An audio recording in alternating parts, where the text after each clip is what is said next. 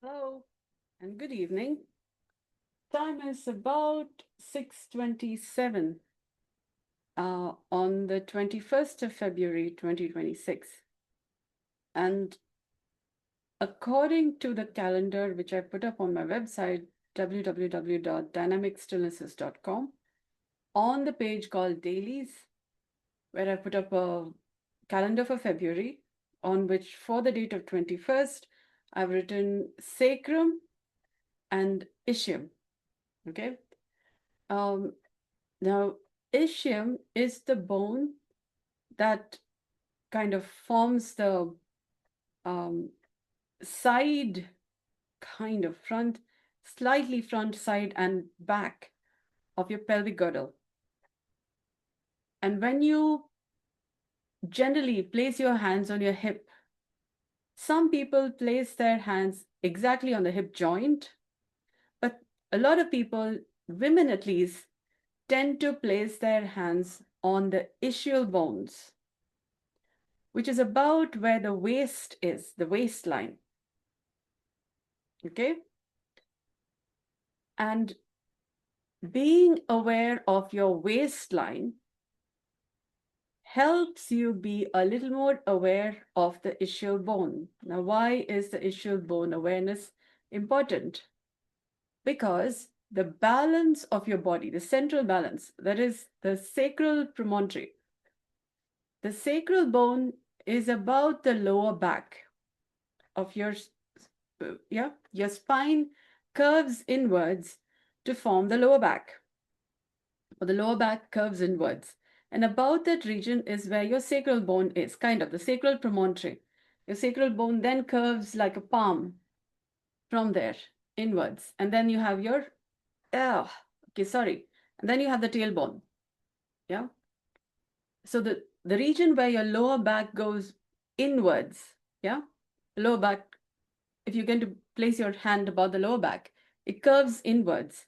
And that's where your spine is curving inward to form the sacral promontory, and then forms the sacral bone below that, and then the tailbone. And that maintains the center of gravity. And about that region, kind of corresponding about there, will be your ischial bone on the left and right sides, kind of. Working with your sacral promontory in maintaining gravity, center of gravity, or to balance your body between the left, right, front, back, kind of. Because there is your tailbone and then the pubic symphysis about the pelvic girdle, which then maintains more the front and back balance. But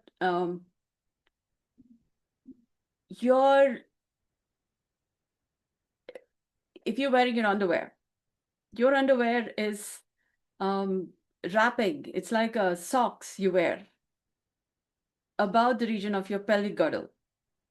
Okay, your underwear forms a socks kind about your pelvic girdle.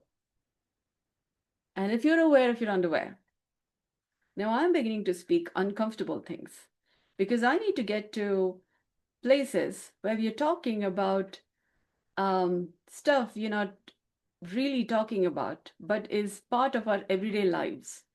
For example, the relationship, um, let's just say, I tend to call it as a pelvic breath, or how the holes between the legs function, which then maintains difficulty or ease in the lower part of the body, which is also called the Muladhara. Apparently, the perineum is called the Muladhara, but we are not talking about this and we are quite hiding. So I need to over time come to speaking difficult things. So I need to talk things we are not so used to talking. So I'm talking underwear and the pelvic girdle.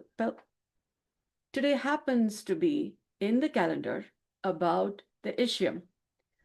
So I might as well speak uncomfortable things too. So kind of get to the habit of it because I really need to talk about intimacy and stuff. Because we're talking about birth rate concerns, postpartum depression, male, female, or what are we talking about? domestic harmony, 0-1 technology, yeah, humanity across boundaries, male female equity, male dynasty, female dynasty equity, X chromosome, Y chromosome. So we do, and I'm talking so much from the underside of life because I facilitate health clinically from the feet. And we are not talking about a whole world of experience which is under the Maslow's pyramid, apparently, but that would also be kind of like a center of gravity. Our baselines, if we consider the Maslow's pyramid, baseline having that lower tier, lower line with food, water, and shelter amongst basics. Now, ischium is like Maslow's pyramid and a similar pyramid upside down that would then form like a diamond or a rhomboid. Yeah. And the pelvic girdle kind of maintains the center of gravity for a frame of reference. Yeah. So you being able to place your hands on your waist would be on an aspect that maintains balance between the left and right sides, which then, if you can feel this area without you having to place your hands on your ischium, would have you be more aware of balance through interoception, through your ability to feel your body from the insides. And we're talking about the region of the pelvis. And there could be uncomfortable experiences. For example, if you've spent your day sitting for a long time, the sacral bone could feel a little denser. And for a lot of people, past their age of 32, their sacral bone would be beginning to ossify. Otherwise, it's a little more, not yet completely fused. It's kind of more mobile. And after 32, there tends to be more ossification. But that's also when you tend to get a little older because your bones tend to get a little more stiffer. Joints begin to tend to get more stiffer, starting about the ossification of the sacral bone. Why is this important? You tend to go a little dry because there is a craniosacral resonance. The region with your sacral bone and your skull is connected by the spine. And then there's a notochord, and then there is cerebrospinal fluid moving between your ventricles, the region in your skull, brain, connecting then through the spinal cord with your sacral region, amongst other parts of your body. So I facilitate health from the biodynamic perspective. So I have this view of anatomy, or rather physiology, anatomy, physiology, from the field of osteopathy, kind of, which is you have the DOMD, so doctor of osteopathy. So biodynamic craniosacral therapy comes from the DO perspective. Now, that's just technical jargon, but it's more like a context from where you think from. You can kind of think of, okay. Sacrum, ischium. If you have been sitting for a long time, your sacral bone, and if you're past 32, could feel a little more denser. And your lower back could pain a little bit. So when I'm bringing your attention to the ischial bones, that is about your region of your waist, and you tend to slouch a little. Because when you're paying attention to the insides of your body, without your hands guiding you to know where what I'm talking about, ischial bones, your waistline, your ischial bones, if you can, I'm guiding you to feel it without you using your hands to feel them. you may tend to slouch because the ischial bones and your lower back, the sacral bone, are related by ligaments, tendons, ligaments, yeah? Ligaments. Now, if you've been sitting for a long time, the whole day, and I'm bringing your attention to feeling the insides, you may tend to slouch because to feel your ischial bones without your hands, you would need to pay attention to warmth, or you would be drawn to pay attention to warmth. Because feeling the ischial bones, you don't have any other access. Our body tends to feel through the nervous system, and the nervous system is finely innervated, related with the musculoskeletal system. And musculoskeletal system is finely related with the circulatory system. And circulatory system, human beings have warm blood. So you're likely to feel warmth. If you feel warmth, you're already better innervated. Your nerves are better related with your musculoskeletal system and with your circulatory system, because of which you're feeling warmer. Because otherwise you can't feel the insides of your body without using your hands. Feeling is also a nervous system response. Okay? If you're feeling warmer and you're sweating a little bit, that's not a bad thing. You are becoming a little more aware, but it might make you feel a little uncomfortable because sweating is not really a, ooh, nice things. You can turn on the fan or you can open the windows. But if you can continue to notice the region of your pelvic girdle, about the region of your waist, and notice the warmth and the discomfort, you are a little more aware of your biodynamics, your body's dynamics, when you are aware. And the warmth, the discomfort, the little squirminess, these are something to be mindful about, because you are learning a little more of how your body behaves when you're paying attention to multiple aspects of your own body. When you were not aware, you did not know that you could feel uncomfortable when you're paying attention to warmth. So there are many physiological factors at play here. There could be discomfort because your muscles are kind of tending to be fixated, a little bit tense, and voluntary, considered to be like a cake, a little cookied. Yeah, you bake it a little too much, it becomes a little hard. So your muscles being a little hard from being fixated in those positions from sitting a long time. Okay?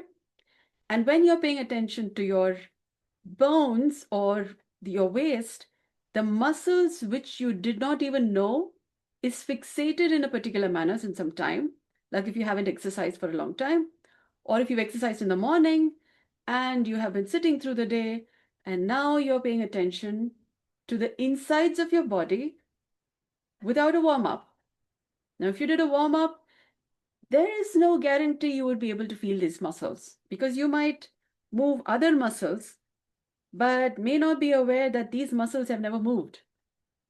Or you could move these muscles but not be aware of these muscles. So your nervous system is not familiar with these muscles, even though your muscles have been moving. So it's like you have your electrical system in your house and you have sensors. If the sensors are not connected to things that they need to be aware of or sense, then the signal won't go beep. Yeah? You don't have a sensing system. Your nervous system is like that sensor. There are things to be aware of, but your electrical system has not been connected to those things which you need to be sensing. So this is a natural, this electrical system, the nervous system is like a growing electrical system. It's an organic electrical system. Okay? And the discomfort may be coming from your nerves now being aware of your muscles, which have been moving anyways, but your sensing system is now a little more aware of, oh, there are muscles like this, which means these are like fine sensors. You have your nervous system, but they may not be finely innervated enough, which is why you don't feel the outer surface of your body. You may have other sensors, heat sensors maybe. There could be moisture sensors, but you may not have pain sensors because you may be tending to fair and square it and face life because you need to deal with this bitch called life, so to speak. So you kind of like a punch, yeah, like a fist ready for get to work, and then you got to just square it and do your work kind. Because if you feel pain and emotion, all that stuff, you won't be able to, well, lift that hammer or dig a hole through the ground. What are you talking about? Yeah, because then you would feel it. Your fingers would feel it. If you can't feel your palm, if you can't feel your fingers, for example, that may be because your muscles, your nerves are not innervated enough into those muscles. You can feel other things, but not as well as there will be some parts of your body you can feel more, and some parts of your body you can't feel as much because your nerves haven't innervated them. Okay? Nice. That's quite a bit of uncomfortable conversation. You can't feel certain parts of your body? That may be news. Yeah. Because you may be a little inside your body than be aware of the external. So you may be so many layers, kind of, sort of, distant from the life you have, and you have life or something like it. I mean, it works to the extent that you are surviving, living, you have what you have available. It's like a phone with sophisticated features, but you have been only using it to make calls. So there are many other features, but you are not aware of the features. Okay? So I'm kind of introducing you to the phone that you are, that has multiple features. Yeah. It's just that you have many features on your phone. You have many features on your body. And what are you aware of and what do you know about? So this is some of the uncomfortable conversations. But when you're aware of, for example, you have a texting app on your phone, or you have internet facilities, then how you make use of the features of your phone, of your body, what you can be aware of. Maybe you will see the flower, maybe you will feel the wind because your skin can feel more. Otherwise, it's okay, it's a day. Okay, there's a sun. Yeah. All right, birds are chirping. I got work to do. You may not be feeling life. You may be going through the motions of life, maybe a little mechanical. Okay, mechanical would not make any sense. Okay, it's a day. Okay, it's a night, and you're working and putting food on your table. There are people eating. You're a provider. Yeah. So this may help you be a little more aware, or at least try and feel the different parts of your body. Don't force it. It's kind of like looking at a field, like a landscape. Can you feel your leg? Can you feel your knee? Can you feel your thigh without you touching them? You don't have to because we have a big body. We got lots of body parts. Yeah. I've been doing this, paying attention to my body since 2013 to 2026 now. And I still haven't covered all body parts. I'm still discovering, oh my God, I discovered another country. So we've been living in the same body since some time. So you have like from baby class to PhD to what have you, lots of things to study. So you just begun an education. Okay. Do keep showing up regularly or sign up on my school site. I'm developing courses there. Or you can also join my community. And this link is learn.dynamicstillnesses.com. Learn.dynamic, no space, stillnesses.com. Okay, click on the link, join the community. We will continue the conversations. I'm also developing courses there, so life becomes easier over time. Yeah, you'll be able to feel the day and night and the beauty that is life. And then who knows, you may end up in an office job and then paying premium and earning more income, not necessarily from breaking stones, or how you live your life when you're able to feel and appreciate, and what you do in life, how you take care of your loved ones may be different. The kind of job you do may be different. So there are some such benefits from being aware of your health. Yeah. So you're not just surviving life, you can also, yeah. And then people are also developing robots and many other things to be able to assist with breaking rocks. Yeah. So, yeah. So we would have more humane living and harmonious experience, more beauty, more uh, living. Um, you will be more aware of what is possible from having a body as human. Yeah, it's just a lot more finer details. Now, back to your pelvic girdle. Yeah, or back to your waistline or the ischial bone. Try and shift in your seat between the left and right sides, like kind of just move between your left and right sides. So you can feel how your waistline is moving, because these are bones. When you shift your weight, your hip girdle, your pelvic girdle also moves. Or let's just say, can you feel your muscles of your butt, of your, about the region where you're sitting? Any muscles moving when you shift your weight?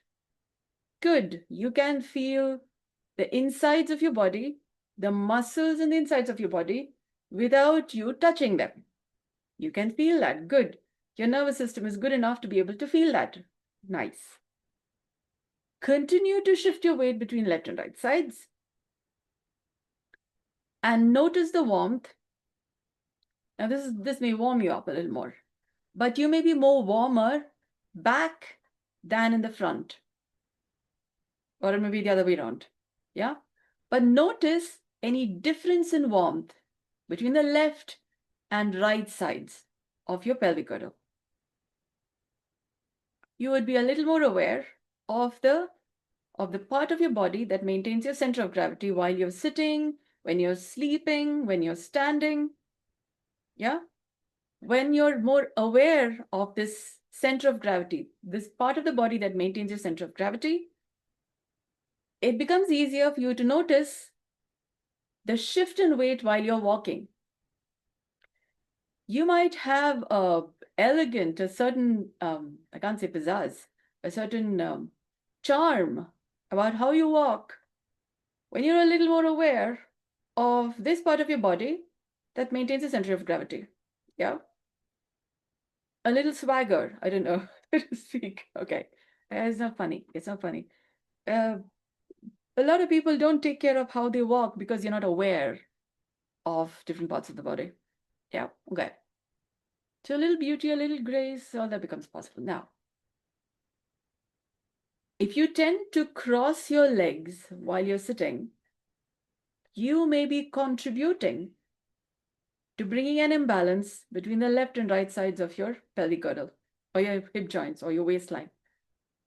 And that continues to compromise how you process emotions on the left and right sides of your body.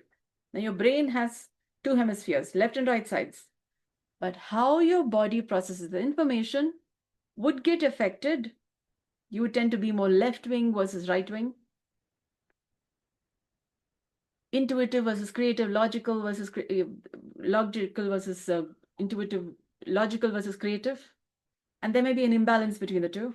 You're tending to do more on one versus the other, more creative than logical, or more rational, more logical than, okay, you get the idea. If you tend to cross your legs while you sit, and further, if you tend to keep your ankles a little crossed while you sit, then place them flat on the ground, because that affects how your brain processes the information. Okay? That would also, okay, we don't want to do too much. So I'm just going to pause for now because we don't want to do too much. If you're already tending to get warmer, because some people, if you're talking about ankles, you're talking about a lot of information, because you're talking about a completely different country. Yeah, ankles may be something your body is dealing with a lot of complexities. So we're not going to do ankles. Yeah, let's just stay with the pelvis, the hip, the ischium, just the waistline ischium. Yeah, because we're talking about like many countries and continents. When we say ankles and then knees, no, we're not going there. We could get so overwhelmed. No. If you can plonk or plop yourself in a swimming pool, yeah, and try moving the different parts of your body, different joints, and try being aware of the different joints in the water. You're more likely to appreciate how water laps on your skin, on different joints, and it may be a pleasanter experience than feeling your joints outside water, because water tends to also be a great healer. Yeah. So your sensory awareness won't be jostling to you, won't disturb you maybe. If you're just going to plop yourself in a pool of water, tub will also work, bathtub, and then just try moving your different joints as the water laps on your skin, your different joints, and you would have a pleasanter day. You might just sleep a little kinder. Yeah. Your different layers of consciousness, maybe a little more kinder to you. Yeah. And you might have pleasanter dreams, or dreams that let you know about things you may not have been able to feel or feel earlier. Okay, now keep a book beside you. When you wake up, if there's something that comes to your attention you would rather writing them down would be of benefit. Yeah. So do that water thing if you can. Um, or you could also get under a shower and dance a little bit. Yeah. Dance to your own drum, your own tune, or yeah. And just move your joints a little bit. Just try and feel your joints under the shower. Water tends to be very kind. Yeah. You would tend to be kinder to yourself because the water is pelting on you, and may not get you into difficult spots. It becomes easier for you to be aware, okay? And to get to a better experience of living. Yeah. All right. So on that note, I will pause for now. Thank you so much for joining me. I hope this has been of value to you. Good day.